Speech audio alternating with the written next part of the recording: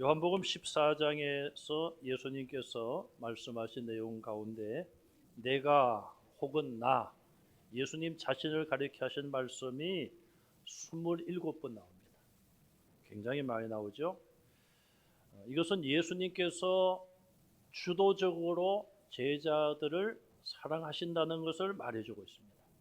지난번에 말씀드린 것처럼 13장과 14장은 예수님께서 제자들과 또 성도들을 위하여 어떻게 하시는가, 얼마나 그들을 사랑하시는지에 대해서 표현을 했어요. 근데 15장에 와서는 너희라는 표현이 38번 나옵니다. 물론 38번 중에 너희가 주도적으로 어떤 일을 해야 된다는 의미에서 주체로 쓰인 것은 12번 정도 됩니다. 이것은 15장에서는 이제 제자들이 해야 될 일이 무엇인가, 오늘날 우리 성도들이 어떻게 하며 어떻게 살아야 되는지에 대해서 강조하고 계신다는 의미입니다. 15장 4절에서 내 안에 거하라 나도 너희 안에 거하리라고 말씀하셨어요. 예수님 안에 거한다는 것이 무엇인가? 첫째는 예수님의 완전한 십자가의 대속, 보혈의 효력 안에 살면서 그 안에 십자가의 대속을 누리라는 것입니다. 우리의 믿음이 약해질 때에 의심을 버리고 자기 자신을 보지 말고 십자가 지신 주님을 보고 그 십자가의 대속의 능력 안에 머물러 있으라는 것입니다. 예수님의 십자가의 보혈 외에는 우리의 죄를 씻을 길이 없습니다. 두 번째로 예수님 안에 거한다는 의미는 전적으로 주님을 의지하라는 것입니다. 참 포도나무이신 예수님에게 나는 연결되어 있는 가지다.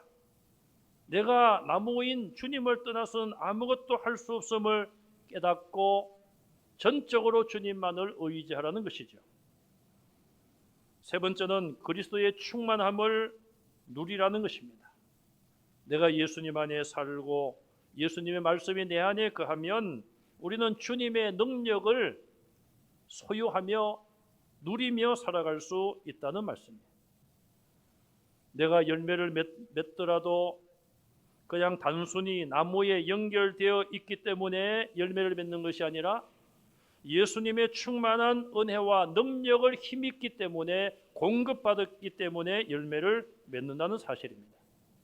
6절 말씀에서 제자들이 그리스도 안에 거하지 않으면 마치 나무를 떠난 가지처럼 버려지고 말라지고 불 속에 던져진다고 경고를 하셨어요. 반대로 오늘 본문 7절은 제자들이 그리스도 안에 있을 때에 얻게 되는 복을 7절 이하에서 약속하고 있습니다. 우리가 예수님 안에 거하면서 우리가 얻을 수 있는 약속된 복은 무엇입니까? 첫째는 기도의 응답입니다. 하나님께 드리는 기도에 대하여 응답해 주시겠다고 약속하고 있습니다. 성경에 보시면 요한일서 5장 14절 말씀에 그를 향하여, 하나님을 향하여 우리가 가진 바 담대함이 이것이니 그의 뜻대로, 하나님의 뜻대로 무엇을 구하면, 기도를 말합니다. 기도할 때에 무엇을 구하든지 그의 뜻대로 구하면 들으심이라 말씀했어요. 그러면 우리의 기도가 왜 때로는 응답받지 못할까요? 그 다음 말씀을 보시면 야고보서 4장 3절 말씀에 구하여도 받지 못함은, 우리가 기도해도 응답받지 못함은 정욕으로 쓰려고 잘못 구하기 때문이라고 그랬어요. 내 욕심으로, 내 욕망에서 우러나오는 그런 기도를 하면 잘못 구하는 것이기 때문에 하나님께서 응답 주시지 않고 우리가 받지 못한다고 말씀을 하고 있습니다. 우리가 기도하고 또 응답받을 때에 하나님 아버지께서 영광을 얻게 된다고 말씀하십니다. 왜 그럴까요? 우리가 기도하고 하나님이 응답하시면은 우리가 그 은혜에 대해서 감사합니다. 우리가 하나님 앞에 감사하며 찬송할 때 하나님 영광을 받으십니다. 또 우리가 입을 열어 사람들에게 내가 이런 것을 하나님 앞에 기도했더니 하나님이 응답해 주셨습니다. 하나님의 능력을 우리가 사람들에게 증거하는 것이죠. 그것을 통해서 하나님께서 영광을 받으십니다. 또 우리가 기도하여 응답받으면 내가 예수님의 제자라는 증명이 된다는 것입니다. 여러분들이 기도하여 응답받은 기도 제목이 있습니까? 아무도 없으세요? 제가 이 질문을, 이 대답을 잘 유도를 못했죠. 여러분 기도하신 제목이 응답받으신 분들은 아멘 하시기 바랍니다. 이렇게 해야 되는데 제가 잘못했습니다. 일부 예배 때도 제가 그렇게 실수를 해놓고 똑같이 제가 우리가 큰 기도의 기도의 제목이 크다 작다 나누기가 그렇습니다만은 어쨌든 큰 일이나 작은 일이나 우리가 그 일을 위해서 기도했어요. 또 우리의 믿음이 때로는 약하여서 응답을 받고도 받았다는 것을 믿지 못할 때가 있지만 그래도 여러분 한번 돌아보시면은 내가 그때 기도했는데 하나님 응답해 주셨다.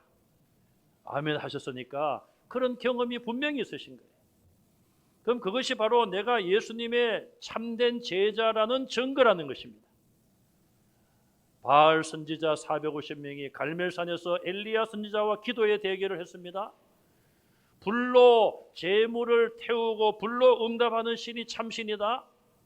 바알 선지자 450명이 아침부터 해가 질 때까지 바알의 이름을 부릅니다. 그러나 그 신은 응답하지를 못합니다.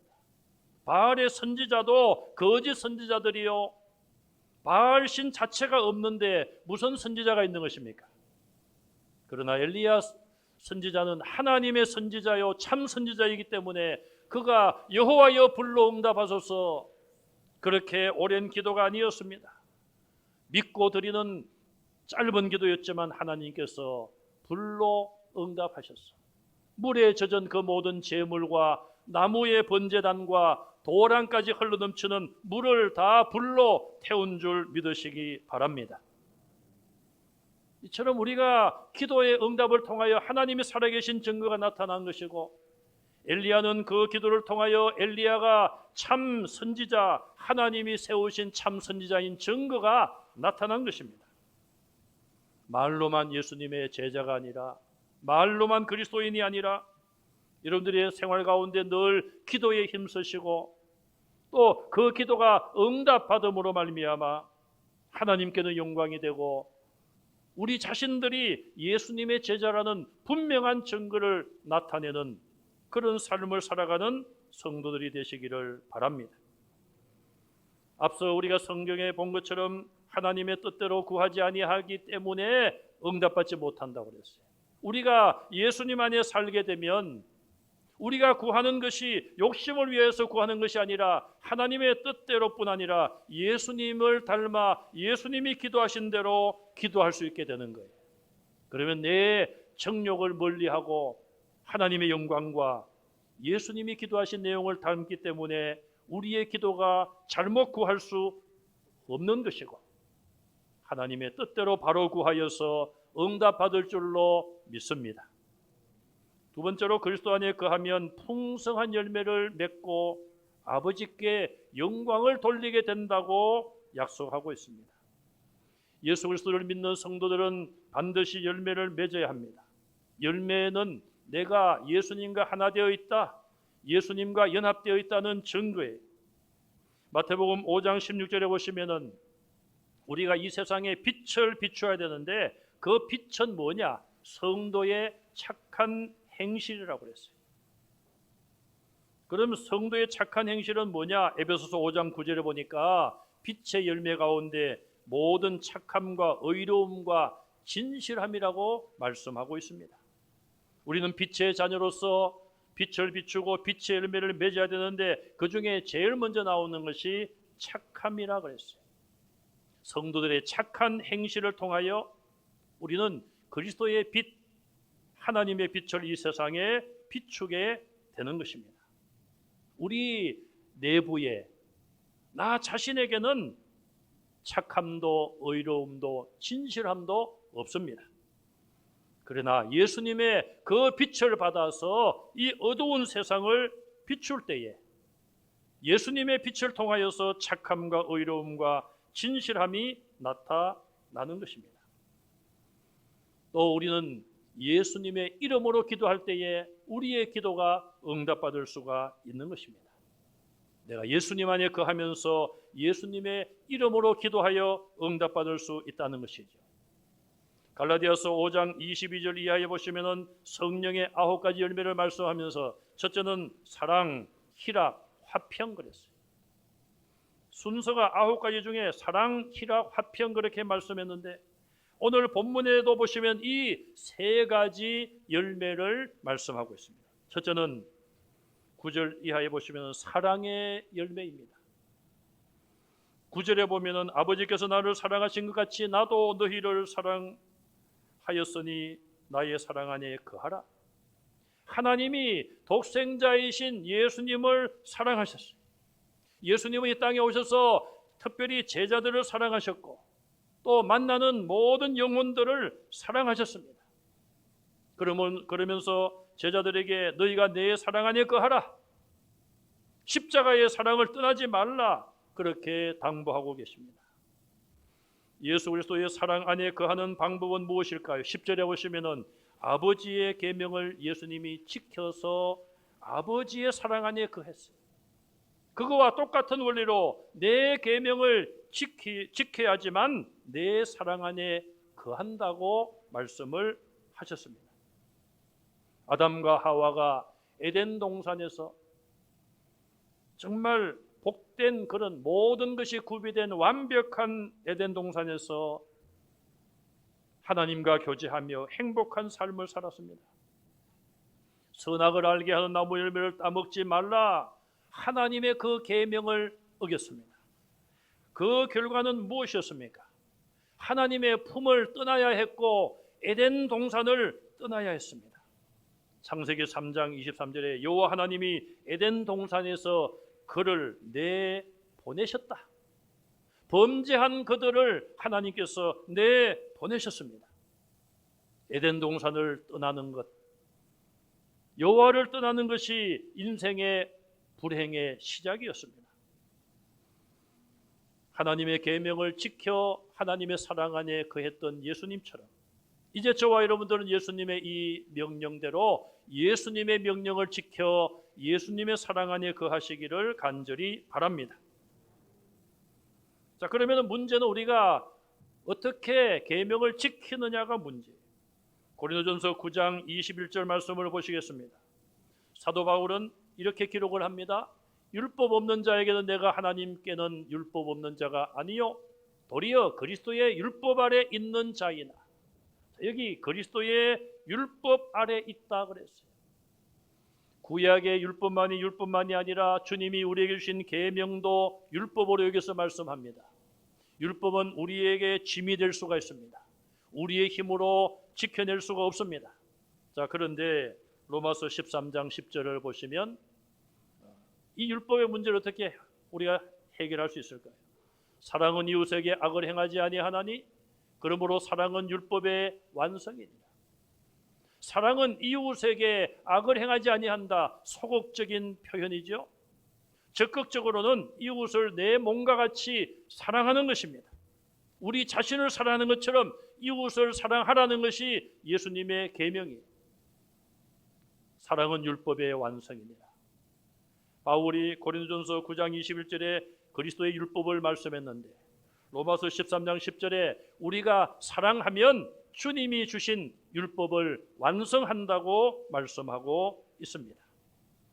요한복음 13장 34절에서도 새 계명을 너희에게 주노니 서로 사랑하라. 내가 너희를 사랑한 것 같이 너희도 서로 사랑하라고 이미 명령을 하셨습니다. 너희가 서로 사랑하면 이로써 모든 사람이 너희가 내 제자인 줄 알리라고 그랬어요. 우리가 예수님의 제자라는 증거가 무엇입니까? 아, 저 사람은 정말 예수님의 제자가 맞아. 무엇으로 우리가 표현하고 무엇으로 나타낼 수 있습니까? 너희가 서로 사랑하면. 오늘 본문 8절에 보시면은 열매를 많이 맺으면 너희가 내 제자가 되리라 말씀했어요. 그리스도인의 가장 첫 번째 열매, 성령의 첫 번째 열매는 사랑의 열매입니다. 이웃을 사랑하시고 하나님을 사랑하여 사랑의 열매를 많이 맺는 성도들이 되시기를 바랍니다. 두 번째는 기쁨의 열매가 풍성할 것을 말씀하십니다. 예수님은 이 땅에 계실 때에 항상 기뻐하셨습니다. 요한복음 17장 13절 말씀을 보시면 지금 내가 아버지께로 가오니, 자, 이거는 예수님이 이제 십자가를 지시고 죽음 이후에 부활하시고 그 이후에 아버지께로 간다는 표현이겠죠. 내가 세상에서 이 말을 하옵는 것은 그들로 내 기쁨을 그들 안에 충만히 가지게 하려 함이니이다. 지금 예수님께는 기쁨이 있습니다. 물론 십자가의 중한 고통을 앞에 놓으시고 마음이 괴롭고 번민하고 내가 죽게 되었다 그런 말씀도 하셨지만, 그러나 예수님께는 늘 기쁨이 있었어요. 예수님도 인간의 몸으로 오셨기 때문에 앞에 놓여있는 십자가의 짐이 너무 무거운 것은 사실이었습니다. 그럼에도 불구하고 요한복음 17장 지금 본 말씀 가운데 예수님에게는 참 기쁨이 있으셨고 제자들에게도 그 기쁨을 가지기를 원하셨습니다. 예수님은 십자가를 억지로 지신 것이 아니라 스스로 생명을 버리시며 아버지의 뜻에 기쁨으로 순종하셨어요. 앞으로 예수님의 십자가의 대속을 통하여 많은 죄인들이 하나님 아버지께 돌아와서 죄를 회개하며 하나님께 구원의 기쁨을 찬송하며 영광 돌리는 것을 바라보시고 또한 기뻐하셨습니다. 그래서 예수님은 기쁨으로 모든 일들을 감당하셨어요. 그뿐 아니라 예수님은 앞을 내다보시면서 기뻐하셨습니다.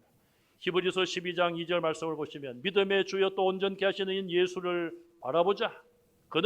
예수님은 그 앞에 있는 기쁨을 위하여 십자가를 참으사 부끄러움을 개의치 아니하시더니 십자가의 중한 모든 고통을 참으셨습니다. 육체적인 고통, 극한의 고통을 참아내셨습니다. 부끄러움을 개의치 아니하셨습니다. 옷을 벗김을 당하셨고 침뱉음을 당하셨고 주먹으로 맞으셨고 네가 이스라엘의 왕이냐 십자가에서 뛰어내리면은 우리가 너를 믿어주겠다. 온갖 조롱을 받으셨습니다. 그러나 그 모든 부끄러움을 개의치 아니하셨습니다. 그러시더니 하나님 보좌 우편에 앉으셨습니다. 예수님 자신에게 기쁨이 충만했을 뿐 아니라 예수님은 앞을 내다보시면서도 충만한 기쁨을 가지셨다고 말씀하고 있습니다. 이것은 다윗도 그러했다는 것을 우리에게 보여줍니다. 시편 16편 8절 9절 11절을 보시면 8절 말씀에 내가 다윗을 말합니다.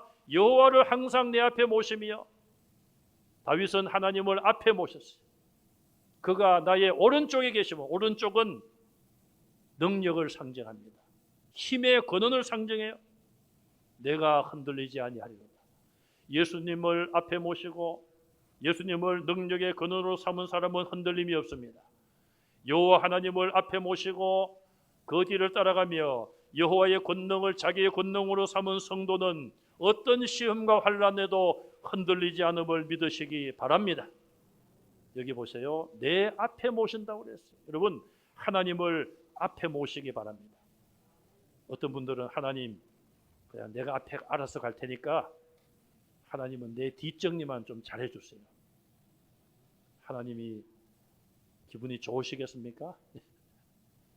제가 아는 분 중에 어떤 분 참 마음 아픈 그런 고백을 하시더라고요. 둘째 아들이 있는데 막내인데 운동을 하다가 구타를 당해가지고 학교 운동부에서 머리를 다쳤대요. 그래서 조그만 기분만 좀 상한 이야기를 들어도 이게 그냥 감정을 억제를 못해가지고 그냥 때려 부수기도 하고 사고를 치는 거예요. 목사님, 제가 저 아들 때문에 평생을 뒷정리만 하다가 아파트도 몇 채 다 날리고 했습니다. 참 얼마나 참 그 눈물의 이야기입니까? 여러분, 하나님은요, 우리의 앞서가시면서, 그러니까 다윗은 여호와는 나의 목자시니까요. 목자. 양이 뭐 앞을 막 갑니까? 목자가 음성을 듣고 목자의 인도를 따라가잖아요. 여러분, 모든 일에 기도보다 앞서지 않기를 바랍니다. 기도보다 앞서지 않는 건 뭡니까? 하나님, 제가 이런 일이 있습니다. 어떻게 하면 좋을까요? 하나님께 도움을 먼저 구하는 거예요. 그것이 여호와를 앞에 가게 하시는 거예요.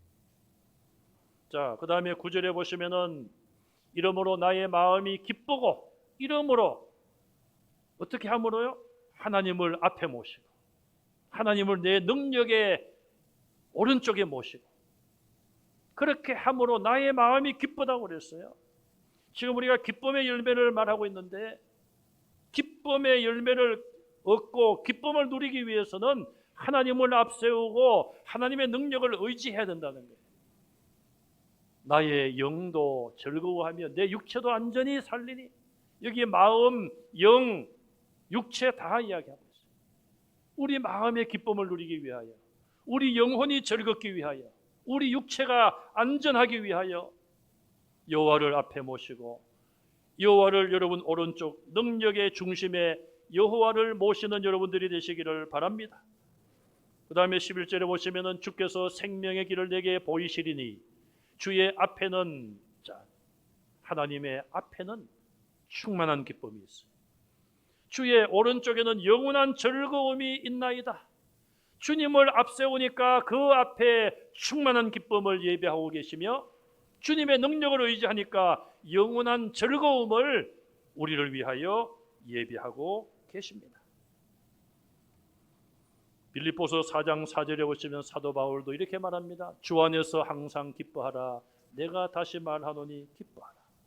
예수님 안에 거할 때에 기쁨의 풍성한 열매를 얻을 줄로 믿습니다. 세 번째로 평화의 열매를 말씀하고 있습니다. 평화의 반대는 전쟁입니다. 서로 싸우고 미워하고 다투고 분노하고 살인하고 전쟁이 전쟁. 오늘날 우리가 사는 이 모든 세상은 전쟁터와 같지 않습니까? 경쟁 속에서 살아갑니다. 또 때로는 분열하고 다툽니다. 자기 주장을 내세웁니다. 우리나라도 보면은 정치판도 그렇고요. 전쟁터의 전쟁. 서로를 공격합니다. 또 경제적으로도 얼마나 지금 전쟁 상황입니까? 금리가 올라가고 뭐 주가가 떨어지고 아파트 값도 많이 떨어진다고 하더라고요. 이것만이 전쟁입니까? 영적인 전쟁, 사탄의 권세와 죄의 권세와 우리는 전쟁을 하고 있어요. 우크라이나 국민들이 얼마나 고통 중에 있겠습니까? 긴 기간 동안 전쟁을 하고 있으면서 얼마나 평화를 갈망하고 있습니까? 예수 그리스도 안에 있으면 평화의 열매를 주십니다. 12절에 보시면 주님의 계명을 지키면 서로 사랑하게 됩니다. 사랑하면 한다는 말은 평화의 관계를 의미하고 있습니다. 여러분, 하나님을 사랑할 때에 하나님과 나와의 사이가 평화로울 줄 믿으시기 바랍니다. 이웃을 사랑할 때에 이웃과 나의 관계가 평화의 관계를 지속할 수가 있는 것입니다. 부활의 주님은 두려움에 떨고 무서워하는 제자들에게 너희가 평안하뇨? 너희에게 평강이 있을지어다. 그렇게 말씀해 주셨어요. 그래도 불안해했던 이 제자들, 예수님 성천하신 이후에 성령을 충만하게 받고 그들 마음속에 하나님이 주시는 참된 평강이 충만했습니다. 그 평화의 힘을 세상의 권력이, 로마의 힘이 빼앗을 수가 없었습니다. 오늘 여러 가지 어려운 현실 속에 살아가는 저와 여러분들, 우리 마음속에 주님이 계시고 주님의 말씀이 계시고 내가 주님 안에 거함으로 모든 싸움과 미움과 전쟁은 사라지고 참된 평화와 평강이 여러분 속에 충만하시기를 간절히 바랍니다. 예수님께서는 제자들을 얼마나 사랑하시는가 13절에서 16절까지 몇 가지 증거로 말씀해 주십니다. 첫 번째 증거는 뭐냐? 13절에 보시면 예수님 자신이 생명을 버린다. 친구를 위하여 자기 목숨을 버리는 것이 가장 큰 사랑이라. 예수님은 말씀으로만 이렇게 하신 것이 아니라 이제 곧 시간이 얼마 지나면 십자가 위에서 사랑하는 친구들인 제자들을 위하여 또 구원받을 백성들을 위하여 십자가에서 자기 목숨을 스스로 내어놓고 버린다는 것을 말씀하고 있습니다. 주님이 우리를 얼마나 사랑하십니까? 첫 번째 증거가 뭡니까? 십자가에서 자기 목숨을 우리에게 내어놓으신 거예요. 두 번째 증거는 14절에 나옵니다. 예수님은 제자들을 친구로 대해 주셨어요. 제자들을 친구로 삼으셨어요. 가장 겸손하신 모습인 것을 우리에게 보여줍니다. 저와 여러분들도 예수님께서 저와 여러분들을 친구로 삼아주신 것을 믿으시기 바랍니다. 그렇다고 맘먹는 친구가 되면 안 되죠. 세상 친구들은 말도 그냥 편하게 하고 존댓말을 안 쓰죠. 자, 세 번째 증거는 15절에 보니까 예수님은 제자들을 친구로 대하실 뿐만 아니라 말로만이 아니라 정말 친구로, 그래서 비밀이 없습니다. 모든 하시고자 하는 말씀을 제자들에게, 친구에게 다 하는 거예요. 여러분, 친구를 만나면 마음이 편하지 않습니까? 또 마음에 누구에게도 하지 못한 이야기를 하게 됩니다. 그 친구가 진짜 친구예요. 여러분들이 가지고 있는 여러 가지 어려운 문제들 우리가 누구에게 말하겠습니까? 세상 친구에게도 말할 수 없는 그런 어려움이 있을 수 있어요. 사랑하는 남편이나 아내나 자녀들에게도 말할 수 없는 그런 이야기가 있을 수 있습니다. 여러분들의 가장 좋은 친밀한 친구이신 예수님께 말씀하는 여러분들이 되시기를 바랍니다. 예수님은 그렇게 하셨어요. 마태복음 26장 38절에 제자들에게 내 마음이 고민하여 죽게 되었으니 너희는 여기 머물러 나와 함께 깨어 있어라. 마지막 이제 잡히시기 불과 몇 시간 전에 겟세마네 동산에서 땀이 떨어지는 핏방울이 되도록 기도하신 주님, 제자들에게 기도 직전에 내 마음이 지금 고민하여 죽게 되었다. 예수님이 그 말씀을 누구에게 할 수 있겠습니까? 제자들에게, 11명의 제자들에게 하신 말씀. 정말 예수님은 제자들을 친구로 생각하신 거예요. 나중에 제자들도 성령의 충만함을 받고 주님의 이름으로 기도하며 주님의 이름을 부르며 주님을 친구로 주님 앞에 모든 어려움을 내어놓고 기도하여 응답받는 삶을 그들이 살았습니다.